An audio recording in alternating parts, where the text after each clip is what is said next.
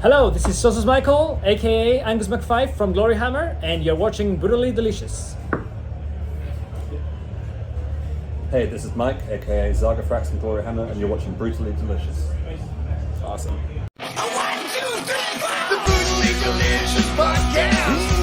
The Brutally Delicious Podcast. The Brutally Delicious Podcast. The Brutally Delicious Podcast.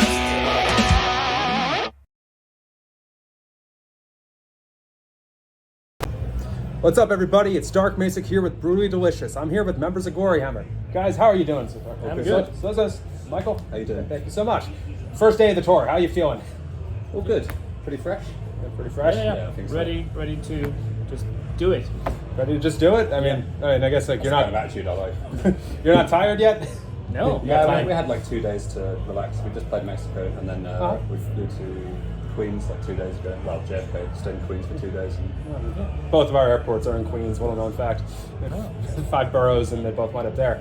So hey, a year ago, you played here opening for Ailstorm, and now you are headlining. Less than a year, actually. How does that feel? Like you graduated that quickly? yeah, it's great. Yeah. Not even a year actually. Feels It was really like, good. 10 months. Or May 11 months. 27th? Yeah, like 9-10 months. Yeah, it's really good, and we moved to like a much nicer like backstage, so that's always good. Yeah, it feels really good to be back here as well. Like I really like this venue.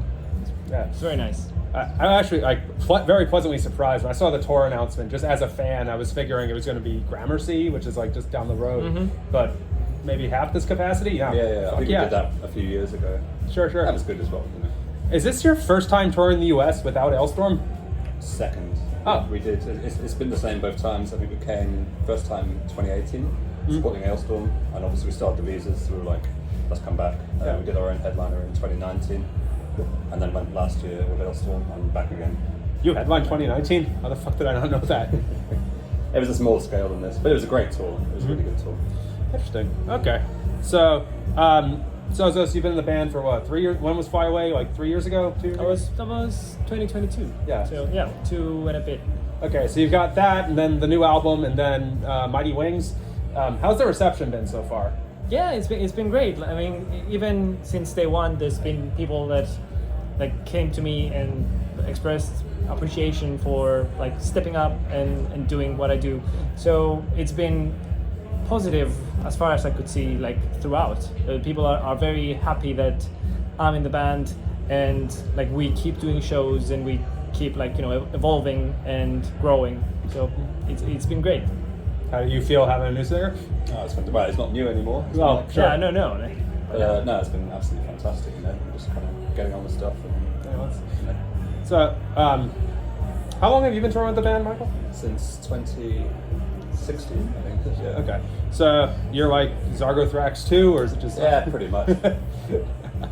So, on that front, like, you've done a couple tours, like, with, supporting Ailstorm with Chris Bowes on the package. Does he play the keyboards on the album, or have you taken over for that? Most of the keyboards are actually just programmed by Ben, our drummer, on the records. So nothing's really changed in that regard. I played a little bit on the last album, and I think Chris probably played a bit as well. I honestly can't remember. It just depends on who's writing the songs and stuff like this. So, going back, like, not you guys, but I think it was sometime in the 90s, Axl Rose asked Taylor Hawkins, former drummer of the Foo Fighters, Yeah. what is it like to drum for the best drummer in rock? What was it like playing keyboards for the guy who started the band and then was like, nah, I'm not going to tour on this anymore? I don't think he really cares, to be honest. Knowing Chris, he doesn't care about that kind of stuff. But to you? Nah, not really. We're quite similar in that respect. Real nonchalant attitude. So, I guess that's the other thing I was going to go with. Normally, like, I would have said Gloryhammer is one of the more over-the-top bands in terms of the personas and whatnot. That's Twilight Force is downstairs. Yeah. Pretty tough competition. I was gonna say, are you on your toes around them? Like, I think we get along quite well. The two bands toured together before our time. I think maybe they were supporting Gloryhammer on the first ever European tour in 2014. Something like that. And when we were booking this tour, we were kind of like umming and ahhing, like, we were like, who should we ask? And like picking our brains for the kind of most appropriate band. And then we were playing this Whackman cruise last year, and they were also on the cruise. And we just got really drunk one night, and it was just like harmless fun. But me and Jim, the bass player, we just sat, and Jim was like, "Can I have a word with you?" He's like, "Maybe we should dance Twilight Force." And I was like, "That's actually a good idea."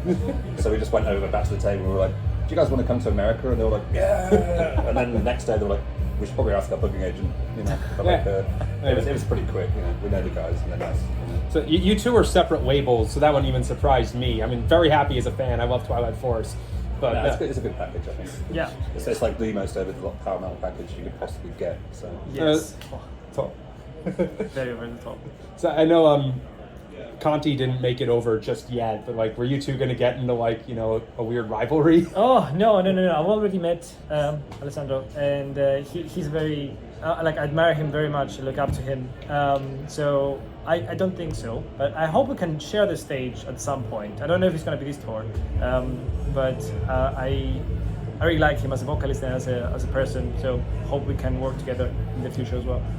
Nice, that's nice. So yeah, I think it's their first time here, and like I think they said they did Prog Power and maybe 70k, but like first tour. They did 70k, first yeah. tour for sure. And they're definitely on Prog Power this year. But yeah, first tour for them. You guys just graduated. What is your feeling right now on like the current state of power metal? Because as a fan, like Rhapsody did their first tour in 12 years last year, like, and now suddenly both of you, like, again, you guys graduating, Twilight Force finally getting a fucking tour here. Like, yeah, how does it feel? We actually, it's good. I think the state of the power metal scene is in a really strong place right now, both in Europe and seemingly USA. It's getting stronger and stronger, like by the year. We actually went to the Rhapsody show ourselves. Yeah, Salt they were playing Salt Lake City. down the road from us. We like literally got off stage, ran 6 blocks, just in time to catch the end of Windrose, and then watch the whole Rhapsody set. Was that here? Or? Salt Lake City. Oh, okay. Like our tours intersected at Salt Lake City, so they were We playing. just threw our costumes off and Yeah, legged it. run to the venue. That's And- not exaggerating. Yeah, That's yeah. actually what happened. Really enjoyed it. I think definitely Europe. I'm not sure about the US. I guess it's getting stronger here It's as getting well. better, I think. But it's getting increasingly more, if not more well known by people. At least people have heard of power metal. Like they've heard of Powerwolf, they've heard of Sabaton, and if someone is interested in this kind of aesthetic, they can always like dig deeper and find Gloryhammer and like other bands that are like further down in the niche like scale. So yeah, it's in a good spot, I think. And why do you think that is? Because I swear, like, probably getting way too personal here. When I was like 18 years old, if you told people you like power metal, they'd be like, okay, you just regained your virginity, like here's a 20-sided die. It's kind of the same for me when I was younger, actually. I remember being like a teenager and I was like, I really want to start a power metal band. And no one was interested, like literally no one was interested. But I guess in the UK there was like Dragon Force, who would come in as like this quaint band. And then there was like some bands from Finland, and that was kind of it. I just was like, right, well, push that idea to one side and join a death metal band instead, because that's the only thing people want to play, But So what changed? I think it's become fashionable to be a nerd. yeah, I think that's been a big part of it, Like, That's it. It's more fashionable. You've got like Dungeons and Dragon movies, you've got like Warhammer, it's like, on every high street in the world, like video games are more popular. People just a bit more open-minded, I think. Yeah, less ashamed to have fun. Yeah, maybe escapism is more prevalent. I Yeah, don't know. also the planet's going To hell. To hell, So- so like people embrace escapism a bit more, I think. Do you want to? Maybe it's to like, be maybe frank, it's like the yeah. opposite of grunge. Yes. That's where we yeah, are right now. yeah, exactly. Opposite. Yes. Do you want to push on that? Like, why is the planet going to hell, or is that? We all know. Let's stick to the We all fantasy. know. It's fine. Yeah. Go on. No, I'm not going to expand on it. Sure, fair enough. I guess just last real thing I want to touch on, actually two. One, like Spotify when you're playing a niche subgenre of an already underground genre. How does that feel these days? Because like record sales are not a thing anymore. Streaming exists, but yeah, you know where to go with this. Yeah, I mean, we get enough from Spotify to kind of sustain aspects of the business. Like, it's not making us like a killing, but we can use money from Spotify royalties to pay for, if we want to do a tour, we can afford to buy a tour bus, or rent a tour bus, I should say. It just kind of goes into the band pot and, helps sustain it as a business. Yeah. And occasionally you get like a bit of a kickback, but normally just after you release a new record, and it kind of just dwindles back to. yeah, it's definitely not enough to make a living just by Spotify. Not by that itself. Yeah, you need to play live shows. But yeah, it's a good like supplement to us. I think it was Tom Hunting, the drummer for Exodus, who said, in a nutshell, I'm a traveling t-shirt salesman. I've used that phrase before. They're very, very accurate. So you put on, like, you do the whole power metal get up, you sing fantasy lyrics and play these songs, and what you're trying to do is sell t-shirts. I mean, it's a bit more than that, but financially, that's what it boils down to, I guess. Yeah, spiritually, I will say, like, I'm trying to get people to be happy, and the side effect is they buy t-shirts. Yeah. Like, but the primary goal is to make people like enjoy their night. I like that. I'm sorry, I didn't mean to diminish. No, of course. No, I mean, but both sides are equally as yeah. Like if you just look at it from cause and effect, it's like we get to keep what making happens. people happy by selling t-shirts. Yeah, By selling exactly. Yeah. You can do bigger tours by just selling more t-shirts. Please buy t-shirts. Please buy t-shirts. Okay. Yeah. Now, I think last legitimate question I've got. Part of what I saw as a fan, again, like, go back to 2005 or so. You go on the internet, you talk about metal. All anybody wants to talk about is like the fucking big four, like Metallica, Megadeth. Go fast forward 5-ish years, and suddenly like people are talking about Blind Guardian.